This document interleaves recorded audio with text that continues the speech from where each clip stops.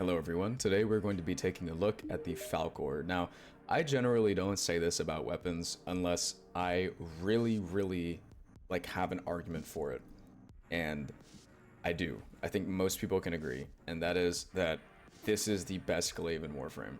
Okay? I think anybody who's used like different various types of glaives and used the Falcor can agree that it's the best, especially if they built it out correctly.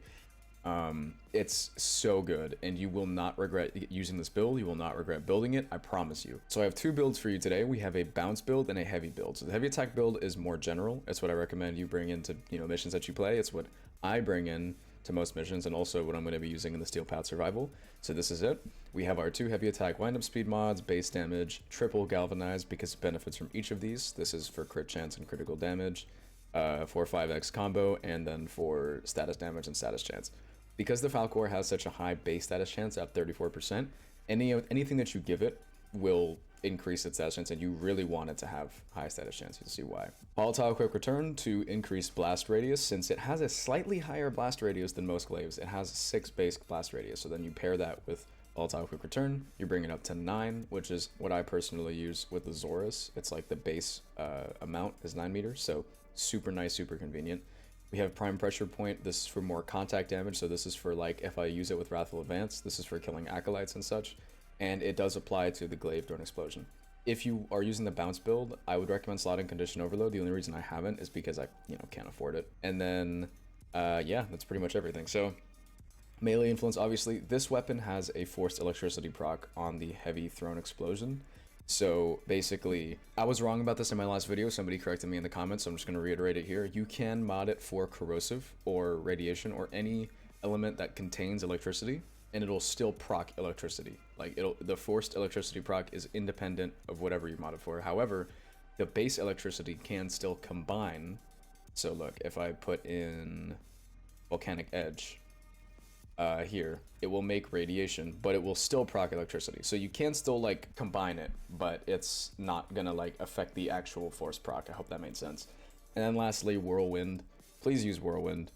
It makes it, even if it's 60% like here, it makes such a big difference. Seriously, like this is a game changer. Then this is the bounce build. So again, Whirlwind. Now Whirlwind is even more important here actually. And the only things that really changed are that we're using 60/60 mods now. No heavy attack mod because it's not a heavy attack, build, and then power throw and volatile rebound. So the only reason that I don't personally use this build that much, or at least as much as I expected to, is because power throw requires you to do the following.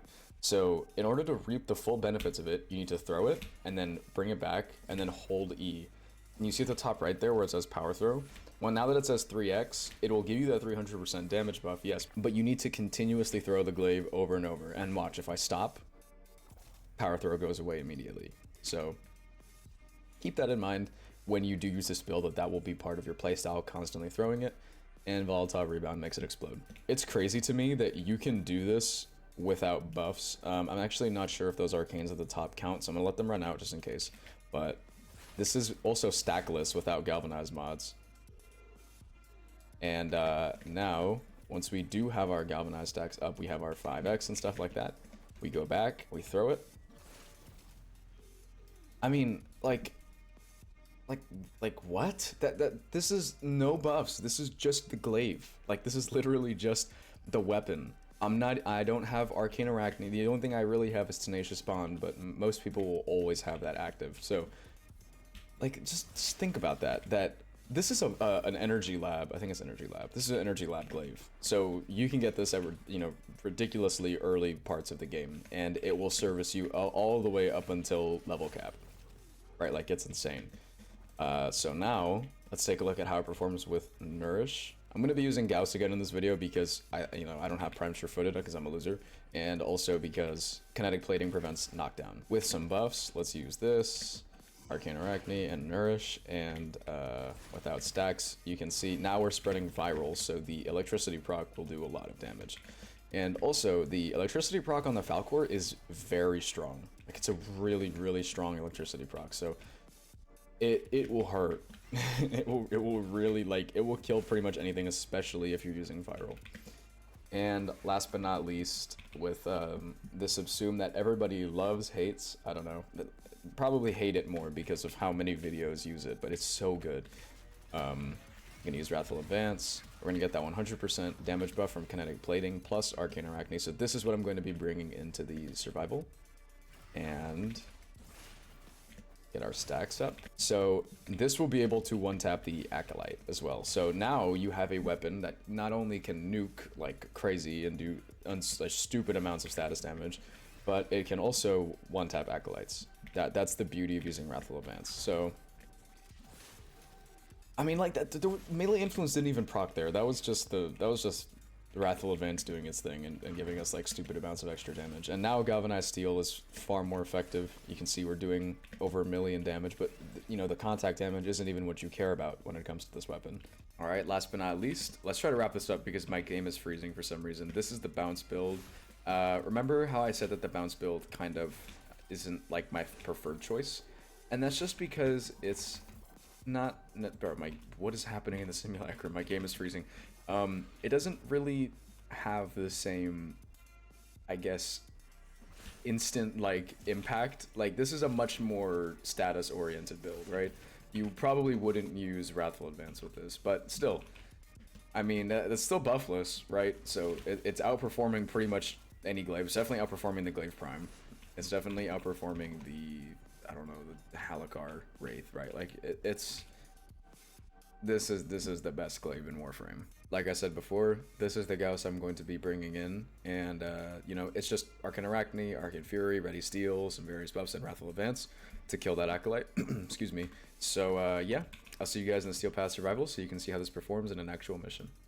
So just for the first bit here, I'm actually not gonna activate Wrathful Advance. I just want to show you guys. I'm gonna once again just like look at this, dude. I mean, this, you don't, you know, because a lot of people are gonna ask me in the comments, right? Do you need to use Gauss? Do you need to use this? No. Okay, you don't need to use anything. This Glaive is just, it's just stupid. Honestly, the only thing that I'm mad about with this Glaive is that I didn't get it sooner. It's so good, and it can do millions of damage without Wrathful Advance, without any damage multipliers and such. Like, it's insane. And here, let me just activate Wrathful Advance now so you know, you can actually see it at its full potential. Now, something interesting about Wrathful Advance is that sometimes it'll actually prevent it from proccing melee influence because I think there's like less instances of damage. I'm not totally sure how it works, but all I know is that Wrathful Advance does cause less melee influence procs for some reason. I'm not sure why. If anybody does know, please leave a comment and let me know, because I haven't been able to figure it out. Some other great Warframes for Glaives though, like if you do want to use another one, but you still want a recommendation, I recommend Mirage, Chroma, Limbo. Dagoth is bugged right now, so, but you can hit damage cap with her. Just to, you know, do keep in mind that it's bugged. Kullervo obviously is a great choice for, you know, just any melee weapon, but, you know, Glaives especially because of his heavy attack windup speed and efficiency. And the KPM on this is stupid. Like, you can see we have 287 against, you know, not just a little under 2 minutes. The highest KPM I've gotten was sustained over 5 minutes, only about 150. But like in the first 2 minutes of the mission, I had 400 kills. So that's 200 kills per minute. That, like, it's insane. I'm trying to not, like, I'm trying to use other words, other adjectives other than fucking, you know, that's insane. But seriously, it's, I mean, I don't know what else to say. There's hardly any other words to explain this weapon, and I really want to make more videos on weapons like this, like non-incarnate weapons that are just stupid overpowered. That, honestly, this is more powerful than I'd say most incarnate weapons. This rivals the stuff like, this rivals the Okina. Definitely rivals the Okina. The last video with the Sicarus, you know, the Sicarus is good, but I don't know if I'd say that it's better than the Okina, but this might very well be better than the Okina, because the Okina does need buffs to do like super well, whereas this does not. Now, I can't exactly say for sure because I have not taken it to level cap yet, but I honestly think that this weapon would do totally fine. Like, I've seen I found out about the Falcor actually because of a level cap Volt run. This is like for general Steel Path, like, you know, you're doing a conjunction survival with your friends, you're gonna be in there for like maybe half an hour. You'd bring something like this just to keep your kills up, but it's also engaging, you know what I mean? It's like just the right amount of brain dead with just, you know, the hold and then throw, and then use the heavy attack. but it's also just stimulating enough to be fun. And yeah, the other thing is you can see, you know, I can just throw it right here and it won't knock me back because of Gauss. So that's why I'm using him. But if you have Prime Sure-Footed or something like that, then just use that instead. And the Acolyte decided to show his face around here, and, you know, I can only imagine how that's going to go. You know, the great thing is that even if they don't die to the Glaive through an explosion, they're 100% going to die to the stat. Oh. Okay, never mind. Yeah, he died to the Glaive through an explosion. I didn't expect that. I thought maybe it would have taken another hit, because this isn't, like, the highest damage Glaive. But, I mean, come on. Like, how...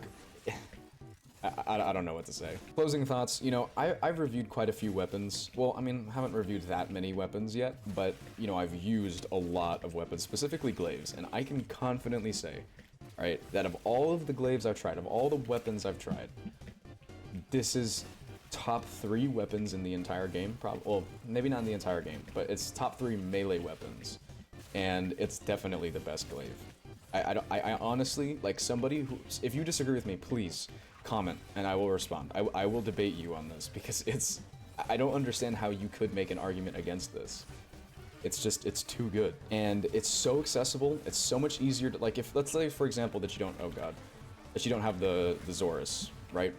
You know, or maybe you sold it by accident. Now you have to go do Cephalon Samaris for a week, or maybe you know, just haven't been able to properly mod the Zorus. If you haven't been able to properly mod it, I think even the Falcor is going to do better than it. Which, I mean, kind of sounds weird to say out loud, but, I mean, seriously, I know that the Zorus is a fan favorite, and it's one of my favorite Glaives, but this is better. So, general consensus, should you get this? Yes, yes, yes, yes, yes, 100%. You should get this as soon as possible. It's so good, and you will not ever, like, this is like a Torrid Dual Tox Magistar level weapon, right? Like, you will absolutely not regret getting this. But that's gonna do it for me today.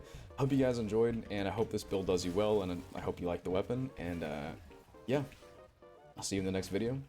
Later.